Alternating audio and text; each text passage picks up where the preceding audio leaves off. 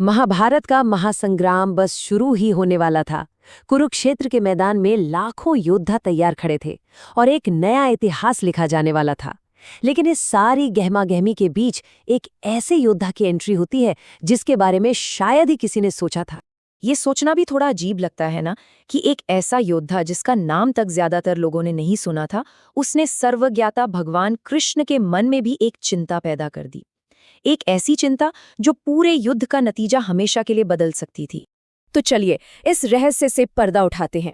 आइए जानते हैं कि आखिर ये बर्बरीक थे कौन और क्यों वो पांडवों और धर्म की स्थापना की राह में एक बहुत बड़ी, शायद सबसे बड़ी चुनौती बनकर सामने खड़े थे। बर्बरीक की रगों में ही असाधारण खून दौड़ रहा था। वो महाबली भीम के पोते और मायावी घटोत्कच के बेटे थे। लेकिन उनके परवरिश उनकी दादी महान तपस्विनी हिडिंबा ने की थी, जिन्होंने उनके मन में बचपन से ही सिर्फ एक ही लक्ष्य डाला, मोक्ष। तो ये मोक्ष आखिर है क्या? मोक्ष का मतलब है जन्म और मृत्यु के इस कभी न खत्म होने वाले चक्र से हमेशा के लिए आजाद हो जाना।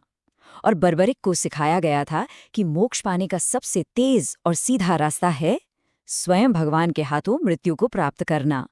तो अब सवाल ये उठता है कि बर्बरिक की उस अविश्वसनीय शक्ति का राज क्या था?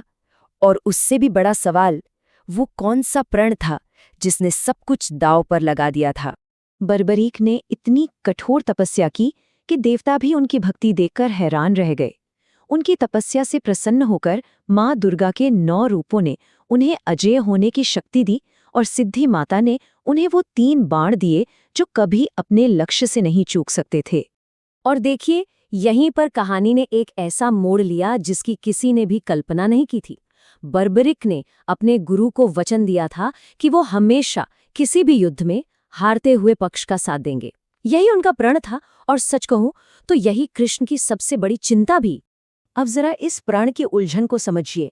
कौरव अधर्म के रास्ते पर थे और ये तय था कि युद्ध में उनकी हार होगी।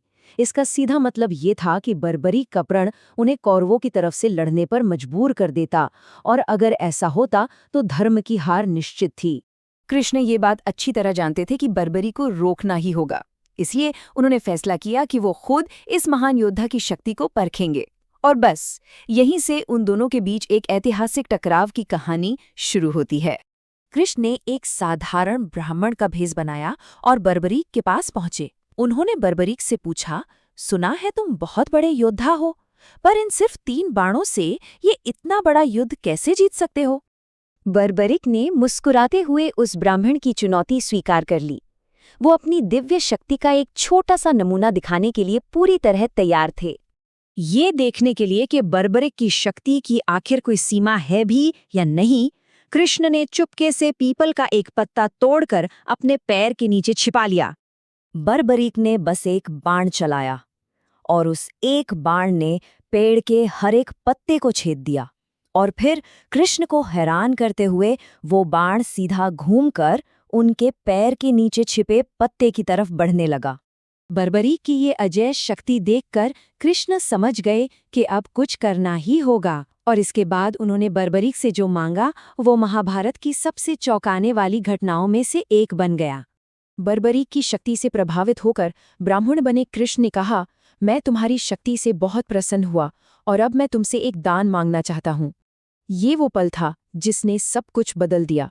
और तभी कृष्ण अपने असली दिव्य रूप में आए और उन्होंने बर्बरीक से दान में उनका शीश यानी उनका सिर मांग लिया।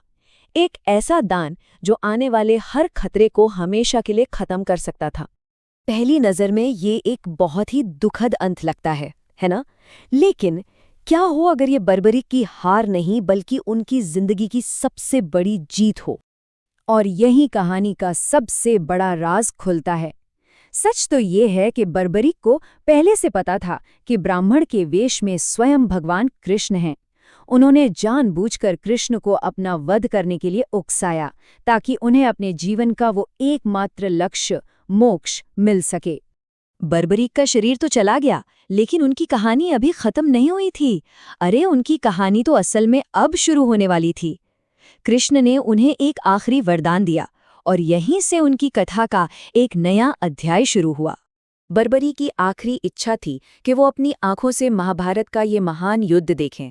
कृष्ण ने उनकी ये इच्छा पूरी की और उनके जीवित शीश को कुरुक्षेत्र के पास एक ऊंची पहाड़ी पर रख दिया, जहां से वो सब कुछ साफ साफ देख सकते थे।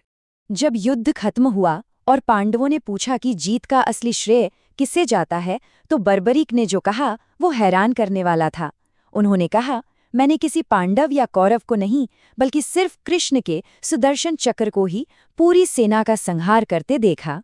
और यहीं से बर्बरिक की विरासत हमेशा के लिए अमर हो गई। कृष्ण ने उन्हें वरदान दिया था कि कलयुग में लोग उन्हें कृष्ण के ही एक नाम श्याम से पूजेंगे। सदियों बाद उनका शीश मिला और आज राजस्थान के खाटू में उनका एक भव्य मंदिर है, जहां लाखों लोग उन्हें खाटू श्याम के नाम से पूजते हैं। बर्बरिक की कहानी हमें सोचने पर मजबूर कर देती है कि असली शक्ति शायद युद्ध जीतने में नहीं, बल्कि एक बड़े उद्देश्य के लिए खुद का त्याग करने के ज्ञान में है।